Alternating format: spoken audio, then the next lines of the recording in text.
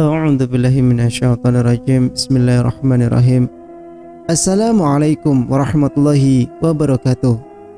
Kembali lagi bersama Mang Sukir, yang tentunya akan menemani teman-teman semua dengan sebuah kisah-kisah horor dan mistis. Yang kali ini masih akan melanjutkan cerita yang sebelumnya, yang berjudul Teror Mawar Hitam. Cerita ini ditulis oleh Nanau 1111. Dan bagi teman-teman yang penasaran dengan sang penulis, teman-teman bisa langsung cek link yang saya sudah siapkan, ada di kolom deskripsi. Oke, tak usah berlama-lama. Bagaimanakah untuk kelanjutan cerita kali ini? Ini dia kisahnya. Selamat mendengarkan. Bangun bangsat! Alta menendang kaki Elang cukup kencang hingga membuat pria itu mendesis, bangun dari 50% ketidaksadarannya. Jadi benar lo Alta. Perutnya terasa nyeri akibat sempat melawan kedua orang suruhan Alta yang saat ini berhasil membawanya pada gedung ini. Kenapa kalau gue Alta, lo ngerasa keberatan? Dengan santainya, Alta merogoh saku, mengambil satu batang rokok dari kotaknya dan menyalakannya. Pasti si Tata itu kan yang udah kasih tahu lo. Jadi gini Lang, sebenarnya Tata bisa tahu itu gue karena kebetulan aja dia lagi apes. Coba kalau dia nggak ikut campur sama urusan gue, gak mungkin kan gue suruh orang buat bunuh dia. Lo harus berterima kasih sama dia, karena berkat dia saat ini gue ngulur waktu kematian lo. Bara di sana melotot terkejut, tapi ia masih diam, mendengarkan kelanjutan dari apa yang akan Alta bicarakan. Lo psycho, lo lakuin itu sama seseorang yang gak bersalah. Lo benar-benar gak waras. Alta mengepal emosi. Ia kemudian membogem pipi Elang cukup keras. Jelas mereka bersalah, sebab mereka terlalu ikut campur sama urusan gue. Sama seperti lo gini bangsat. Apa yang lo mau? Lo bunuh gue, tapi nggak dengan Zera. Justru Zera adalah target utama gue. Bodoh. Dan gara-gara sekelompok orang-orang anjing kayak lo semua, rencana gue buat bunuh Zera gagal. Bara di sana tak tinggal diam. Ia mencari tahu kontak Zera. Untung saja saat itu Bara sempat mencuri nomor Zera saat ponsel Alta tak sengaja tergeletak di atas meja. Sebetulnya Bara menyukai Zera, apalagi semenjak ia tahu bahwa Zera hanya sahabat Alta. Ia semakin gencar mendekat, namun selalu terhalang dan tak berani mengungkap. Mungkin ini yang dimaksud firasat. Rasanya tak sia-sia ia menyimpan nomor Zera. Anjing, HP gue lobet lagi. Buru-buru Bara mengetik sesuatu pada Zera. Saat pesan tersebut terkirim, ponselnya mati. Tolol. Nih HP kentang banget setan. Gumamnya pelan. Di sana, Alta sudah mengeluarkan benda tajam dan Bara menelan salivanya susah payah karena ketidakmenyangkaannya atas apa yang saat ini ia lihat. Lo mau bunuh gue? Elang tersenyum menyeringai. Silahkan. Ucapnya menantang. Cepetan datang. Hentikan ini semua. Elang yang bakalan selamatin lo. Gumam Bara dalam hati. Kakinya susah bergetar. Ia cukup panik dan takut keberadaannya diketahui. Gak semudah itu Silang. Gak semudah dimana nyokap lo mati atas kebodohannya sendiri. Bangsat. Jadi lo dibalik itu semua. Lo yang udah rencanain semua itu. Sebentar, gue mau kasih lihat sesuatu sama lo. Alta menepuk satu kali tangannya, dan kedua orang suruhannya segera membawa peti berukuran besar, lalu menyeretnya langsung ke hadapan Alta. Alta kemudian membuka peti tersebut. Lalu betapa terkejutnya Elang maupun Bara saat tubuh terpotong-potong dengan kepala yang terpisah itu terlihat di depan mata. Alta mengambil kepalanya. Lo tahu kan ini siapa? Jessie, ucap Elang melotot kaget. Begitupun dengan Bara di sana. Bara cukup mengenal siapa Jessie. Perempuan itu selalu dibawa Alta ke apartemen dan beberapa kali tinggal bersama Alta di sana. Bahkan lebih parah lagi, Alta pernah melakukan hubungan seksual dengan Jessie di hadapannya. Yaps, dia dan bayinya udah mati di tangan gue. Elang menggeleng tak menyangka. Lo bener-bener psycho. Anak yang dikandung Jessie anak lo sendiri. Bangsat. Dia yang salah. Kenapa dia mau hubungan sama gue tanpa pengaman? Kenapa dia nutupin kalau dia hamil? Salah dia kan? Alta bener-bener psycho. Gimana dengan Zera kalau gue gak ada? Gue bisa bunuh siapa aja dengan mudahnya, termasuk bunuh lo. Alta kemudian menggoreskan beberapa garis di wajah Elang dengan pisau yang ia pegang.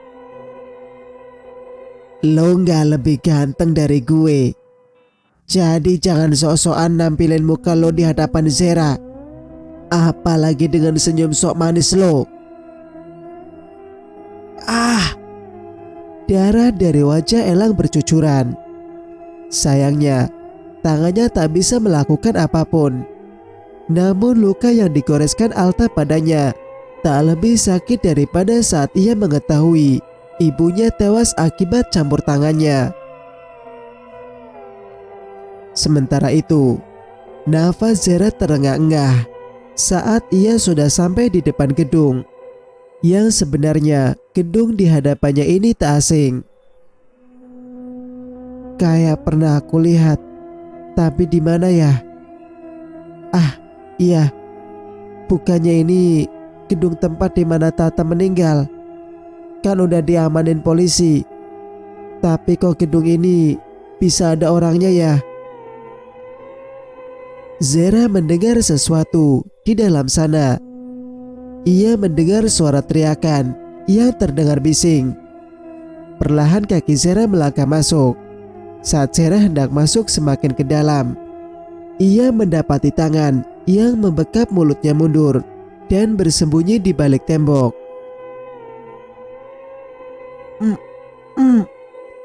Bara melepaskan dekapannya.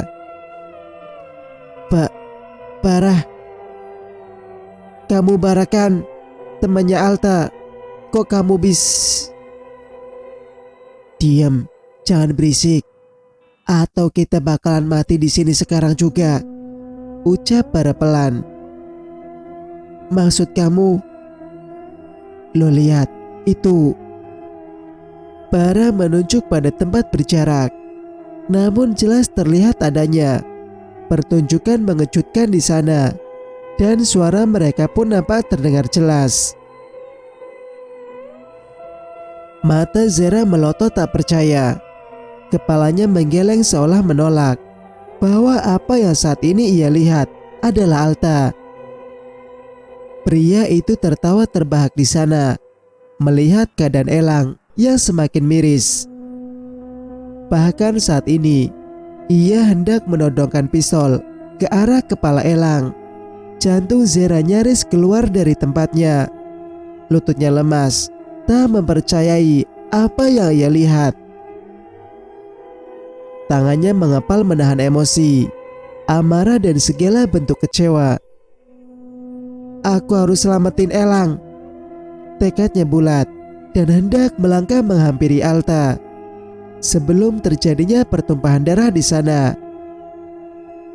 Z, biar gue aja. Lo di sini. Dan saat Alta lengah, lo selamatin Elang. Tapi gue harus beresin orang-orang suruhan Alta terlebih dahulu, ucap Barah. Tapi Barah, ini berbahaya. Z, percaya sama gue. Lo pasti selamat sama Elang. Lo berdua harus bisa keluar dari tempat ini. Gue bakalan adu nyali dulu. Yang harus lo tahu Z, lo adalah target utama Alta setelah tewasnya banyak orang karena dia. Mata Zera melotot terkejut. Aku target Alta?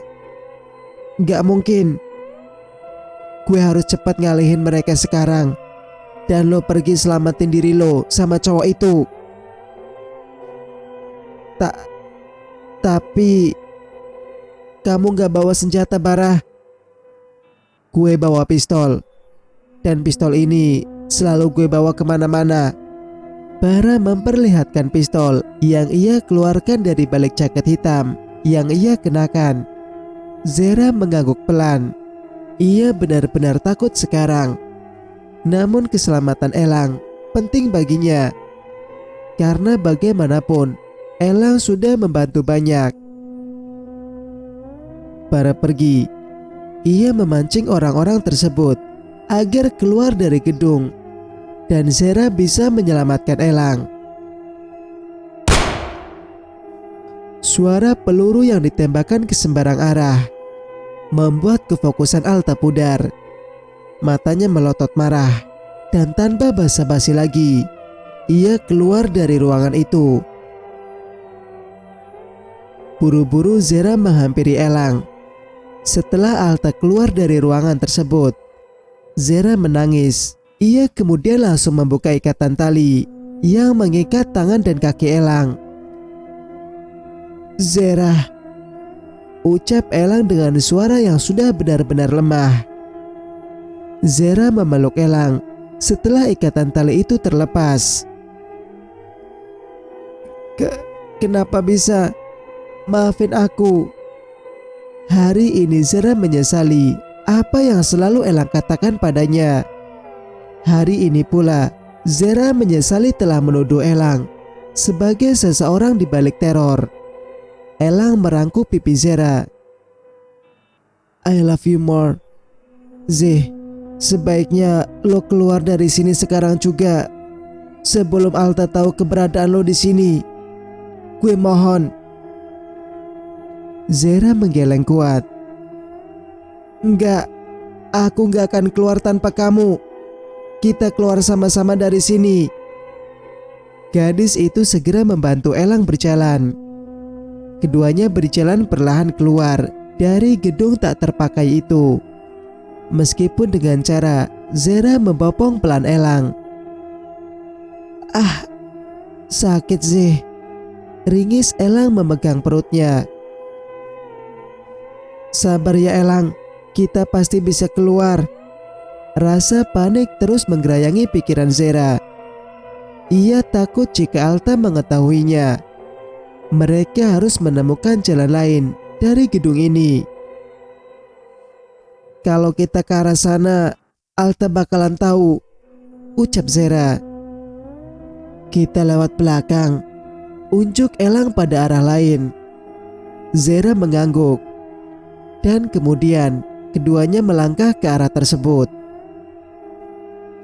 Sialnya, pintu arah belakang tertutup rapat dan hanya ada jendela-jendela yang juga tertutup rapat. Kita nggak bisa keluar dari sini. Elang perlahan melepaskan tangan Zera yang membopongnya. ia menggunakan sisa tenaganya untuk mencari akal. "Elang, kamu masih lemah. Jangan macam-macam," ucap Zera khawatir. "Zeh, coba cari kayu atau benda tajam yang bisa bobol pengait jendela atau kaca jendela itu," pinta Elang. Aku punya ini," unjuk Zera mengeluarkan benda tajam dari dalam celana levis yang ia pakai. Sialnya, Zera lupa membawa handphone. "Lo bawa pisau. Buat apa?" "Aku berpikir ini jebakan, jadi aku bawa senjata." Zera menyodorkannya pada Elang. Kemudian pria itu segera menggunakan sisa tenaganya untuk membobol jendela tersebut.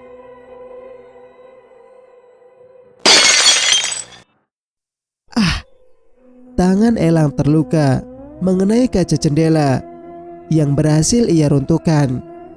Zera yang cemas bukan kepalang langsung meraih tangan pria itu. "Aku bilang apa? Ini bahaya, Elang. Kamu masih lemah." Zera menangis. Ia benar-benar merasakan sakit atas penderitaan yang Elang alami karenanya. "Lo keluar lebih dulu, Zeh. Cepat." "Tapi kamu..." "Gue nyusul di belakang. Cepetan." Zera mengangguk dan perlahan tubuhnya naik ke atas, lalu keluar dari jendela tersebut. Selanjutnya Elang. Dengan tubuhnya yang lemah, ia segera keluar dari jendela. Keduanya berhasil keluar lewat jalan belakang. Tapi kemudian suara ledakan peluru ditembakkan tepat ke arah jendela. Buru-buru Zera membantu Elang agar segera keduanya berlari pergi sebelum Alta mengetahuinya. Alta, pria itu tersenyum menyeringai. "Lo berdua gak akan selamat dari gue. Lari sekencang mungkin." Hahaha. Teriak pria itu yang kemudian turun dari jendela hendak mengejar keduanya. Urusan Bara sudah ditangani oleh kedua anak buahnya, sebab Alta mencurigai sesuatu yang ia dengar langsung, dan ia yakin bahwa itu suara Zera yang ia anggap gadisnya. "Gue udah duga, Zeh, lo pasti datang." Langkah Alta semakin mendekat, sementara Elang sudah tidak bisa berjalan lebih jauh lagi. "Zeh, gue mohon lo lari ya. Biar gue aja yang mati. Lo selamatin diri lo," pinta Elang memohon. Zera menangis terisak-isak. "Enggak, Elang. Kita bisa pergi dari sini." Zera terus membantu Elang agar berlari lebih kuat lagi. Kita sembunyi di sana," unjuk Elang pada sebuah tempat sampah yang besar. Buru-buru keduanya berjalan cepat dan bersembunyi di balik tempat sampah itu. Suara jantung Elang berdebar kencang sekali dari biasanya. Ia merasa nyaman berada sangat dekat dengan gadis di sampingnya itu, meskipun mereka sedang dalam situasi genting. "Jangan nangis, jangan panik," ucap Elang pelan dan mengusap air mata Zera. Aku takut." "Ada gue." Wajah Elang semakin mendekat, lalu kemudian mencium bibir Zera. Melumatnya pelan dan begitu lembut. Ia hanya ingin Zera tenang agar situasi keduanya aman. Tangis Zera terhenti. Ia mengalunkan tangannya pada leher Elang, menikmati setiap ciuman yang Elang berikan untuknya. Zera merasa nyaman dan ketakutannya berkurang. "Zera Amandita, lo di mana sayang? Ayolah sini. Jangan main-main sama gue, Ze. Elang itu peneror. Lo bisa mati di tangan dia. Zera anak haram." Mendengar kata haram membuat darah Zera mendidih. Apa maksudnya? Mengapa pria itu tega mengatakan hal itu? "Apapun yang dia bilang, jangan lo dengar." Elang mendekap tubuh Zera dalam pelukannya.